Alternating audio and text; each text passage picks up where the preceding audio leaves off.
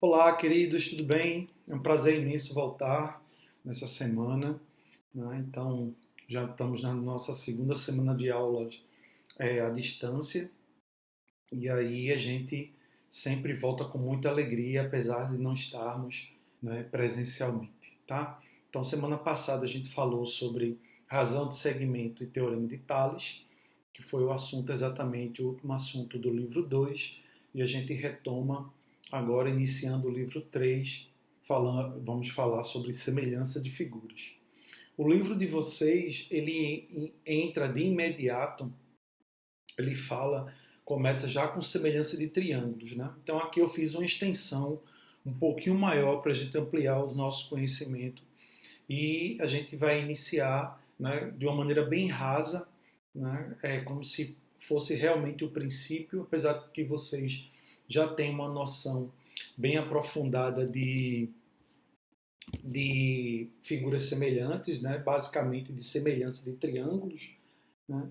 Então a gente vai iniciar de uma maneira bem inicial, como se vocês nunca tivessem visto esse assunto. Então eu estendi um pouquinho mais, por isso que eu botei o cronômetro aqui, porque para não ficar um vídeo muito longo, então vou particionar esse vídeo aí. Então cronometrei o tempo, tá? Então vamos lá, porque, né, a gente tem muita coisa para ver ainda, beleza?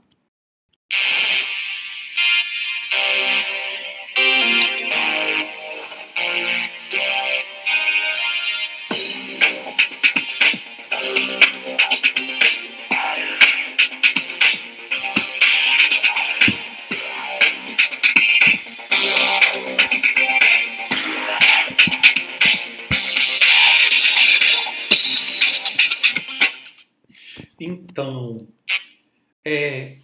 vou colocar aqui a telinha para o outro lado, né, para facilitar, e a gente vai falar sobre semelhança de figuras, né? É evidente que o livro de vocês tem como tópico fundamental a semelhança entre triângulos, mas vamos fazer uma ampliação desse tema, tá? Vou pegar aqui a canetinha, que volta e meia eu vou precisar dessa caneta, e vou ficar sempre olhando aqui o tempo, né, para esse vídeo não se estender muito. Então veja, quando a gente fala de figuras semelhantes, é evidente que você olhar para duas figuras, né, e vê-las parecidas uma com as outras, não significa dizer que do ponto de vista matemático elas são semelhantes, né? Então nós costumamos dizer que nós, seres humanos, somos semelhantes.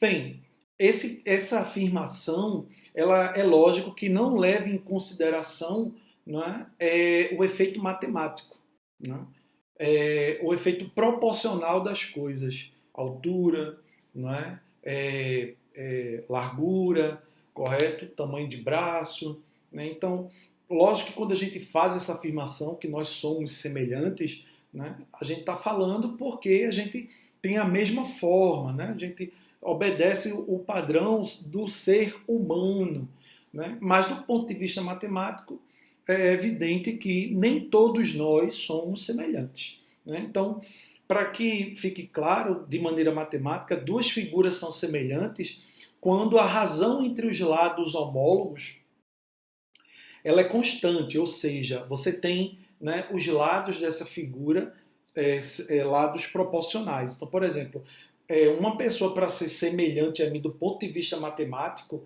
né, então a razão entre a minha altura e a altura dela, né, essa razão que significa divisão, ela tem que se manter quando eu fizer a razão entre os outros comprimentos. Comprimento do braço para o comprimento do braço do colega, comprimento da perna, né? Então, muitas vezes você observa algumas pessoas que não mantêm essa proporção. Então, por exemplo, o tronco, não é? Ele tem um comprimento maior do que os membros inferiores, né?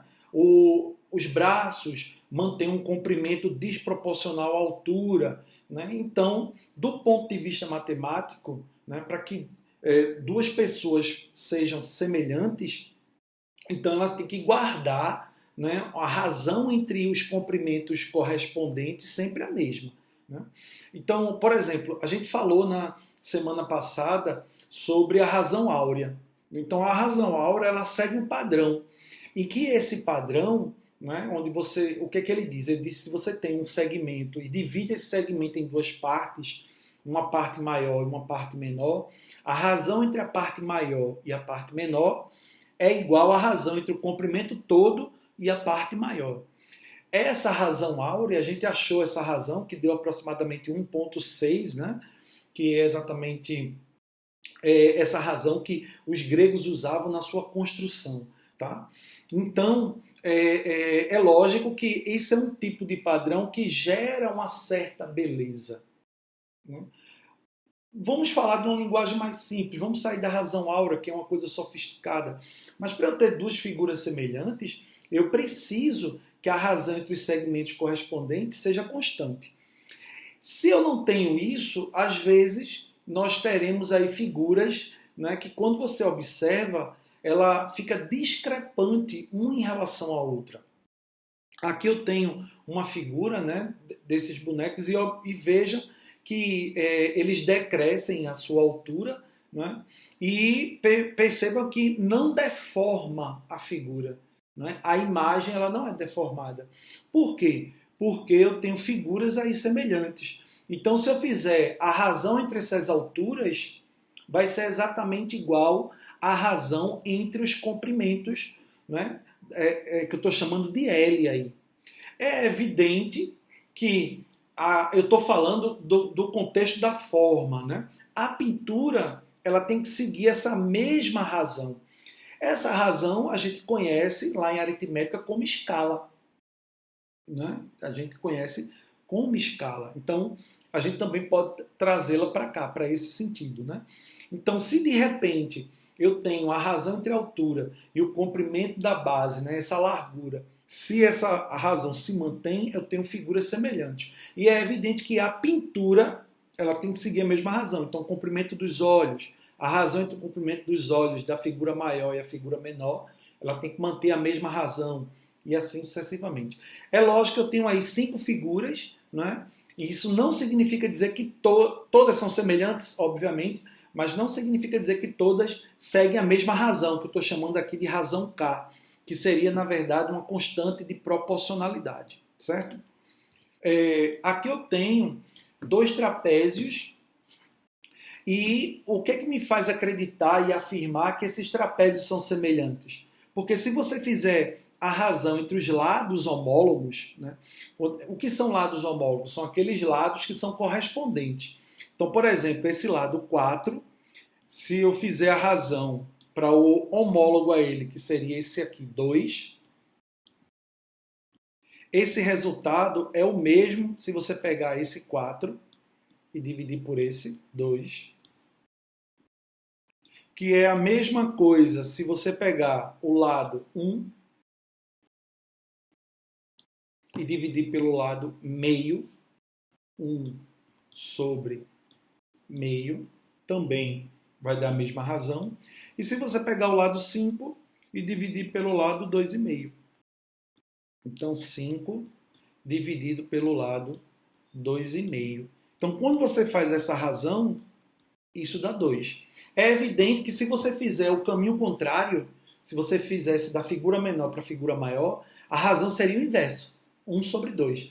Essa razão 2, maior do que 1, significa dizer que a maior figura, os lados valem o dobro do comprimento dos lados da menor figura. E se você fizer o contrário, a menor figura dividido pela maior, então significa dizer que os lados da menor figura eles valem metade dos lados da maior figura. Tá? Eu também tenho semelhança entre sólidos. Então aqui eu coloquei 3 cones, estou chamando de cone 1, cone 2 e cone 3, né? E a gente percebe a semelhança entre alguns. Então, por exemplo, se eu pegar aqui a altura do cone 1, que é 6, e se eu dividir para a altura do cone 2, que é 3, perdão, se eu faço essa divisão, perceba que é a mesma coisa que eu pegar o raio da base do cone 1, que vale 2, e se eu dividir pelo raio da base do cone 2, que vale 1. Então, essa razão ela é igual a 2. Ou seja, as medidas do cone maior valem o dobro das medidas do cone menor. Aí, dessa forma, eu chego à conclusão, né, que então o cone 1 ele é semelhante ao cone 2. Tá? A gente pode usar um tracinho ou pode usar dois tracinhos, não tem problema, tá? Como se fosse dois tios. Agora, se você olhar o cone 1 e o cone 3, né, isso não é verdade, porque se eu pegar a altura do cone 1 e se eu dividir pela altura do cone 3, que vale 5, não é a mesma coisa do raio do cone 1, 2, dividido pelo raio do cone 3, que também é 2. Então, essas razões, elas são diferentes. Então, significa dizer que o cone 1, ele não é semelhante ao cone 2. Wellington, e o cone 3, o cone 1 não é semelhante ao cone 3. E o cone 3 é semelhante ao cone 2? Ora, se o cone 1 e o cone 3 e o cone 2 são semelhantes, obviamente que se o cone 3 não é semelhante ao C1, por simetria, né, que é uma propriedade que ele guarda, por simetria, ele também não é semelhante ao cone 2. Tá certo? A mesma coisa se eu tiver cilindros. Né? Então aqui, por exemplo, eu coloquei aqui um cilindro CIL1 e um cilindro CIL2. Se eu pegar a altura do cilindro, vou fazer o contrário aqui. Não, vou fazer desse lado mesmo, da esquerda para a direita, né? Se eu pegar a altura do cilindro 1, que é 6, e se eu dividir pela altura do cilindro 2, que é 4, perceba que essa razão vai dar 3 meios.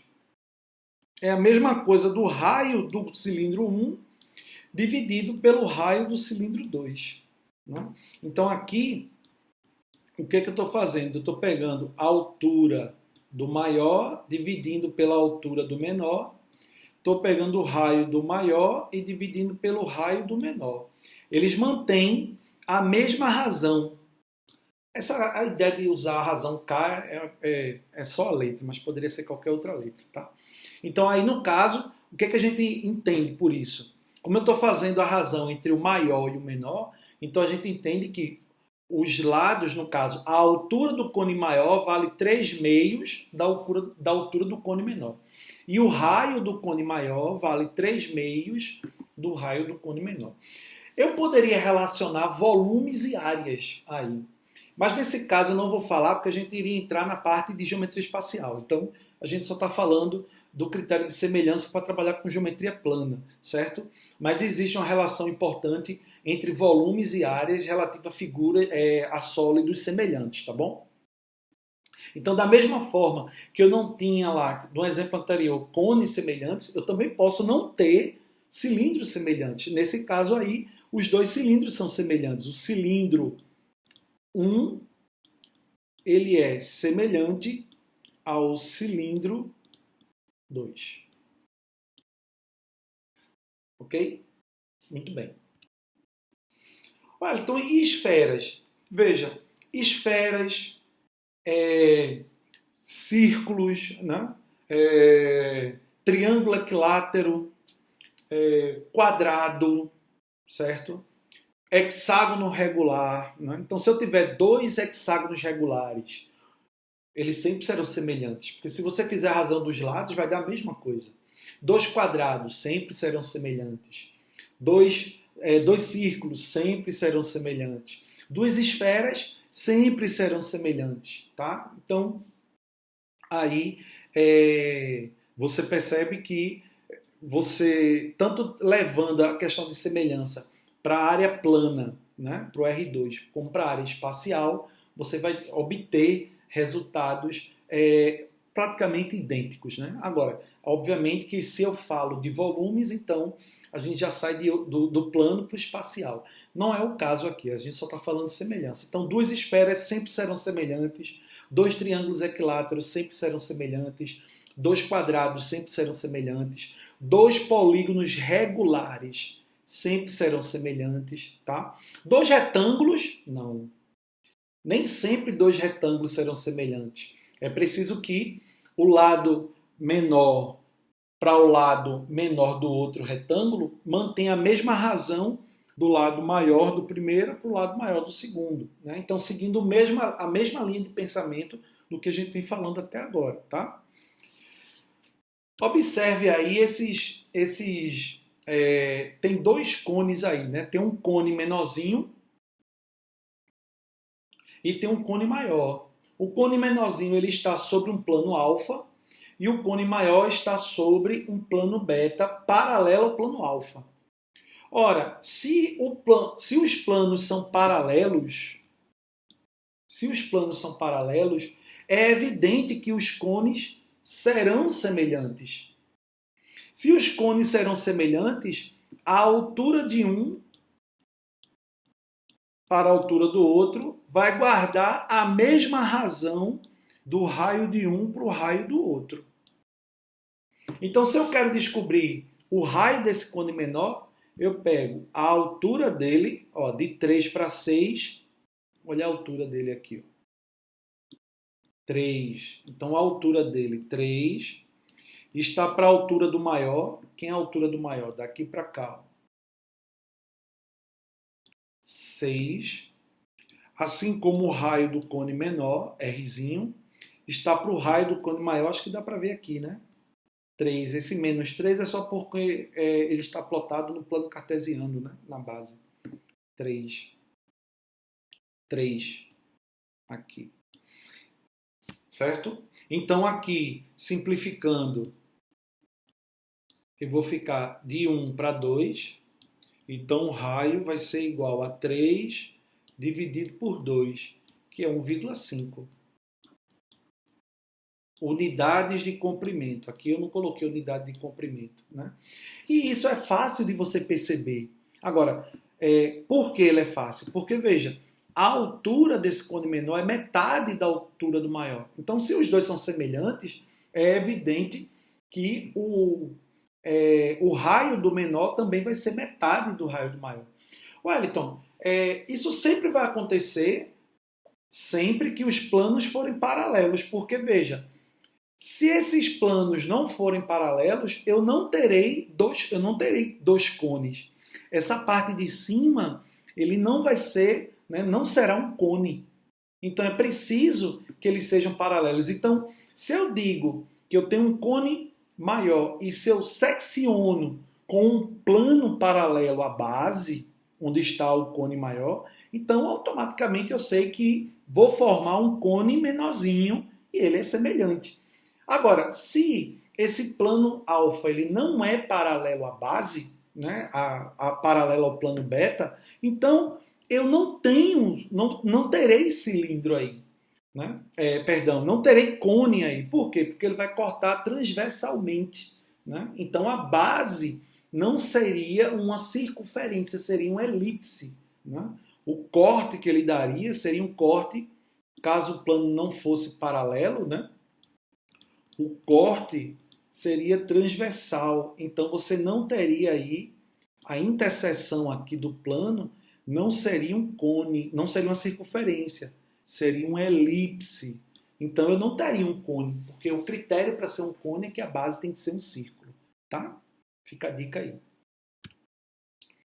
A pergunta é: essas duas figuras, né? Esses dois quadriláteros que não são quadriláteros notáveis que a gente conhece, esses dois quadriláteros, eles são semelhantes? Se você quiser dar uma pausa no vídeo, tenta responder isso aí, tá? Veja se são e por quê. Sim, eles são semelhantes. Por quê?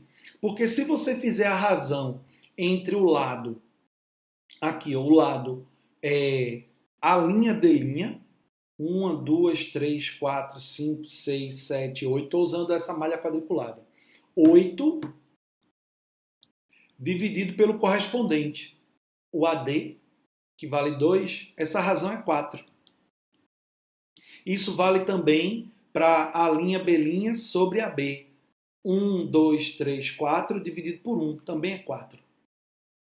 Wellington, mas como é que eu posso ver esse lado oblíquo aqui? Ah, isso é fácil. Observe que esse lado oblíquo, você não precisa, né, é, quebrar muita cabeça para perceber isso. Veja, esse lado oblíquo é a hipotenusa desse triângulo retângulo. Então eu vou comparar com isso aqui também.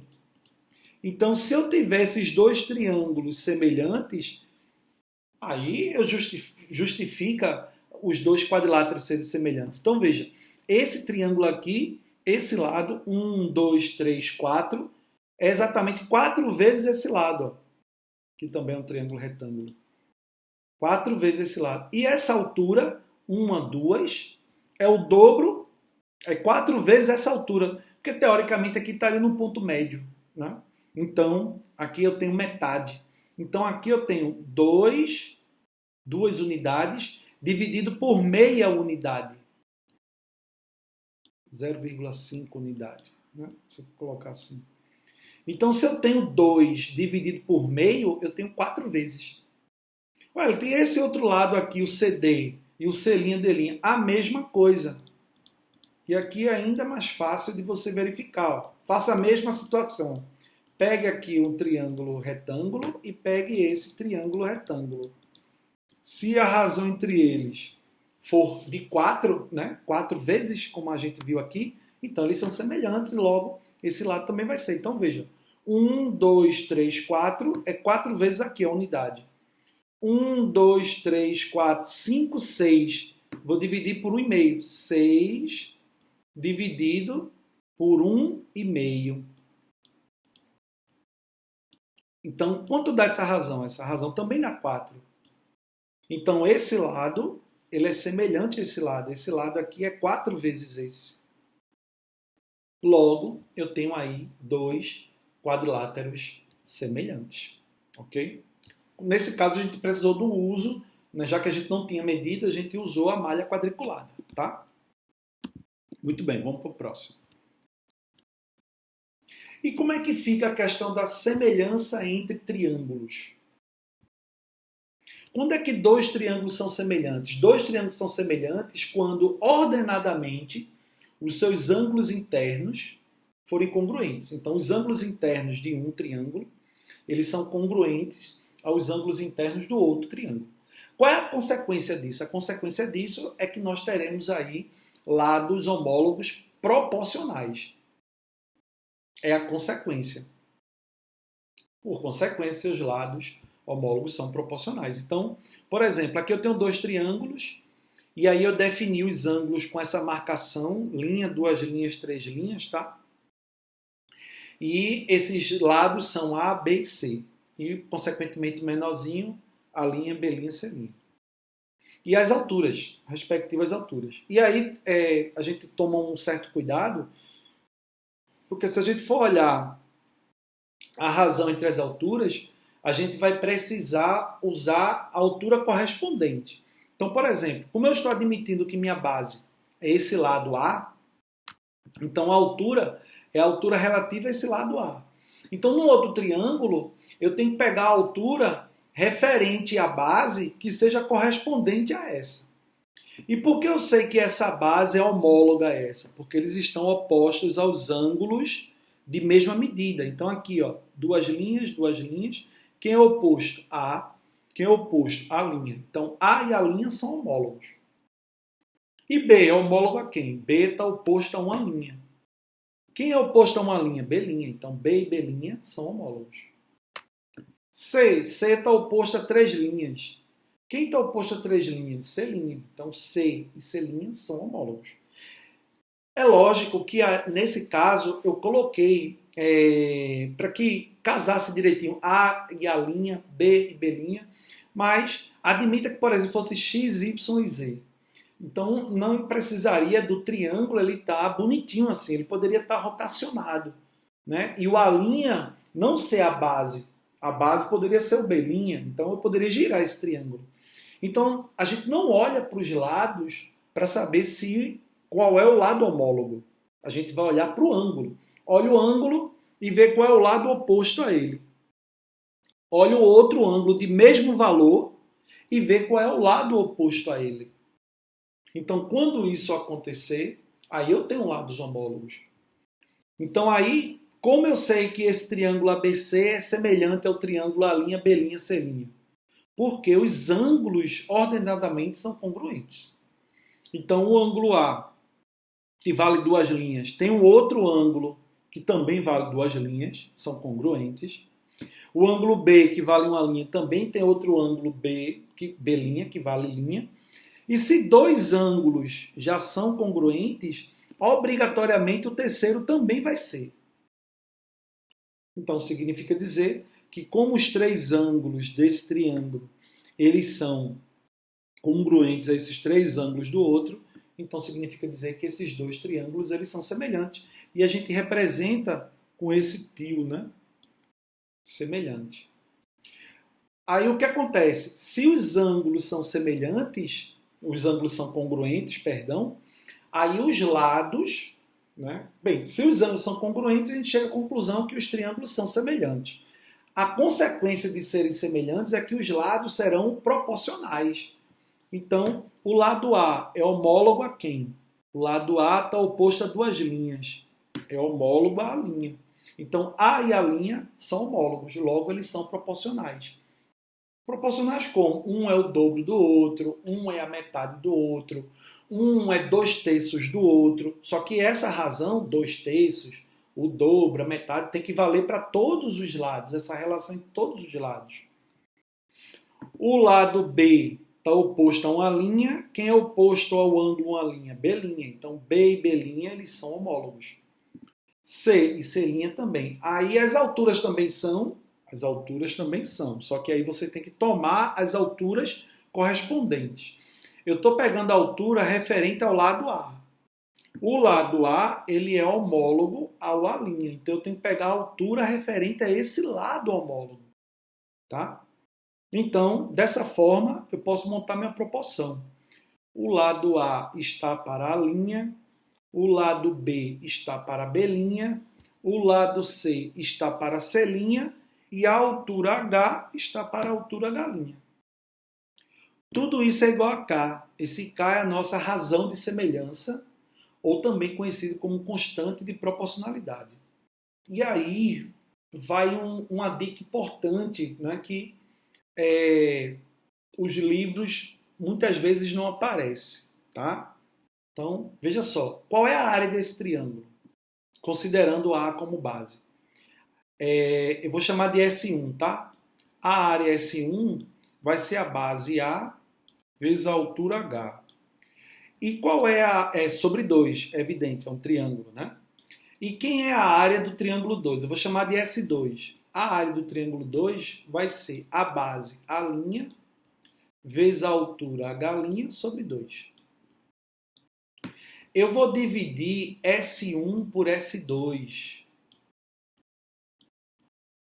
Quando eu dividir S1 por S2, esse 2 vai cancelar e a gente vai ficar com AH sobre a linha H'. Certo? Quem é esse A sobre a linha? A sobre a linha é K, que é a nossa razão de semelhança. K. Quem é H sobre a galinha? H sobre a galinha é o K, que é a nossa razão de semelhança. Então, quando você faz a razão das áreas de dois triângulos, na verdade não precisa ser dois triângulos. Pode ser qualquer polígono semelhante, qualquer um. Quando você faz a razão das áreas, significa dizer que a razão de semelhança fica ao quadrado. Por que ao quadrado? Porque a área é uma grandeza bidimensional. Então, o que é que significa dizer? Se você pegar a área S1 e se você dividir pela área S2, encomendei uma canetinha, porque essa daqui com o mouse é horrível. Isso significa dizer que eu tenho A sobre a linha ao quadrado. Por quê? Porque é o nosso K quadrado. Viu? Eu terei B sobre B' ao quadrado. Eu terei C sobre C' ao quadrado. Eu terei H sobre H' ao quadrado. E a nossa razão ao quadrado. Se nós estivéssemos falando de volume, como é que ficaria essa relação? Simples, a mesma ótica. O volume de um sobre o volume do outro será igual a todas essas razões elevado ao cubo, porque volume é uma grandeza tridimensional. Certo? Wellington, o que isso vai facilitar? Vai facilitar o seguinte, ó. Se eu digo para você que os lados de uma figura valem o dobro do lado da outra, perdão, se o lado de uma figura vale o dobro do lado da outra, então o que é que significa dizer? Que a área de um vai ser 2 ao quadrado, 4 vezes a área do outro.